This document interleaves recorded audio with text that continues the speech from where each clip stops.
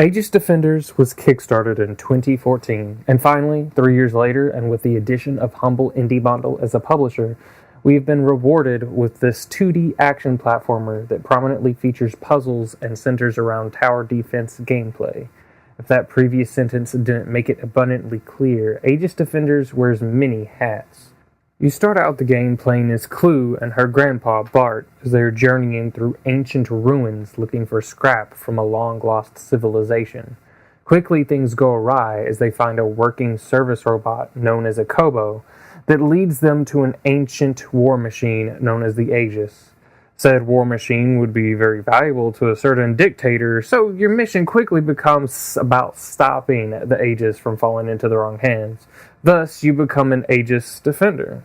The game's story starts off on a strong footing and even evoked a Studio Ghibli sense of wonder early on, but as the story wore on, a handful of tropes, underdeveloped characters, and themes made the story feel more like an intriguing backdrop for the gameplay as opposed to the driving force that it was early on.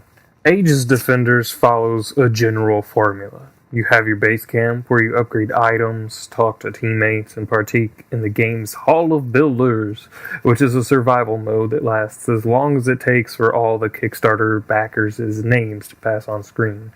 Then you have the world map that lets you select the next mission. Each mission consists of a series of puzzles as well as a unique mechanic that's introduced, which is then implemented into the tower defense section that comes at the end of every mission. These missions also have 3 bonus goals. Complete the mission, don't let the objective take damage, and collect all the items in the level. Throw in some extra missions where you get to earn items from guest characters, and a couple of levels where you're guiding a vehicle throughout, and you've basically encapsulated the breadth of the game's content. And most of this works relatively well. The base serves its purpose while also letting you bond with your characters, although I couldn't help but feel like there should have been more downtime dialogue. The Hall of Builders was something I played through dozens of times, even after I'd earned the highest reward. In fact, I'd go so far to say they should have built upon this concept as its own mode. The puzzles are generally of a high quality for an action game, and do a good job of both teaching you about mechanics and using them in interesting ways. The bonus missions were fun and force you to think of and use characters in ways that you wouldn't anywhere else in the game. However, one is an obstacle course that caused dozens of deaths, so such drastically experimental gameplay did not come without its caveats. Now that we've gone over the macro, let's dig into the details of gameplay. Your party eventually balloons from 2 to 4 characters, with each having his or her own unique special ability, weapons, and aforementioned towers. Characters can create their own unique towers by using their own personal resources found throughout the levels.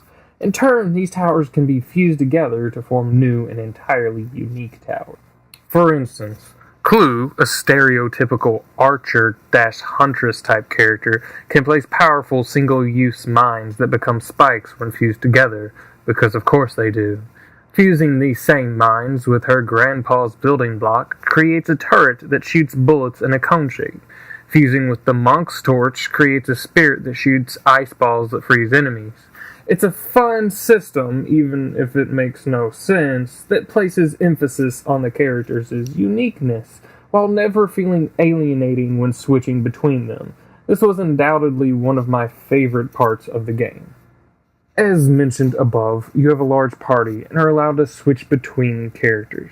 You're also given some extra control over them via the L2 button, although this obviously varies on the other platforms. Pressing L2 toggles between having your teammates follow you as translucent, inactive observers and having them wait in their current spots as active defenders that will fight off enemies. Sadly, it doesn't take long for this system's problems to become apparent. I started the game out with 2-player couch co-op, which activates extremely smoothly at the main menu, which I greatly appreciate since so many co-op games force you to jump through hoops.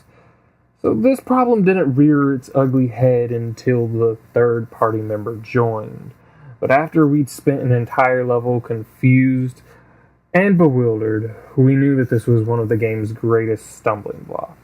For you see, Your AI companions are rather dumb and have absolutely no initiative of their own.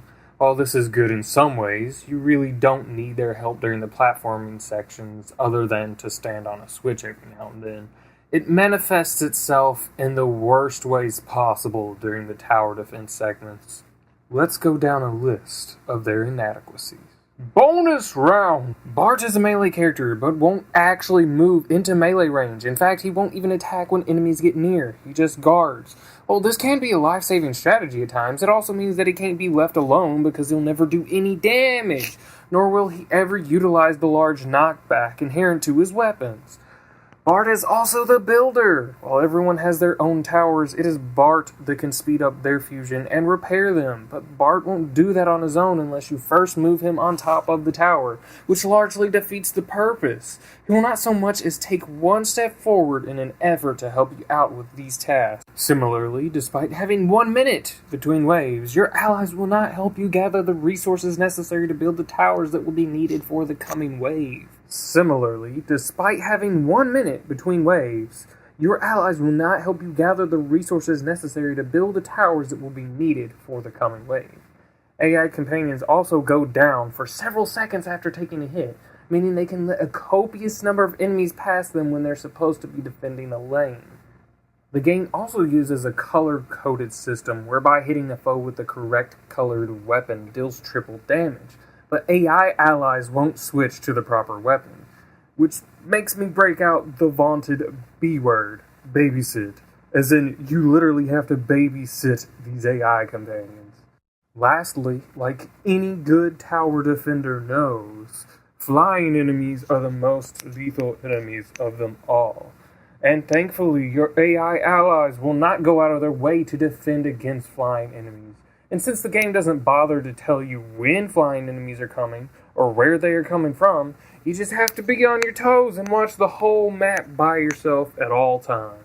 And look, I don't want to sound too harsh or even idiotic about what the developers were trying to do here. I understand that. They wanted you to multitask and use the limitations of your allies as a creative tool to solve the strategic problems placed before you. But the limitations on your allies were way too great for them to be useful tools. When I place 3 of them on one lane while I am by myself guarding 2 lanes on the opposite side of the map, I shouldn't have to swap over there to save their asses every 5 seconds. Combine this with the 2 problems that I only alluded to above, namely a 1 minute preparation time between waves and the lack of an enemy forecast, and you have a lot of yelling. Just ask my family. I'd also be remiss if I didn't mention the 3 levels where your objective is moving, 2 where you have to protect vehicles, and 1 where you're on an elevator, which are extremely difficult because they up the amount of multitasking to an ungodly level. I died so many times on the first of these levels that I was borderline ready to call my friend up and demand he come help me beat the level. Ultimately, after having died dozens of times, I learned the patterns and was able to get through, but it was still only by the skin of my teeth. While that last section may have sounded really bad, and the game is admittedly rough around the edges in some places, I think there's plenty to be loved here. Couch co-op can be great fun, and not merely because it's always fun to play with other people, but because it helps mitigate the ineptitude of the AI while forcing you to work together to do all of those things that AI won't help you with.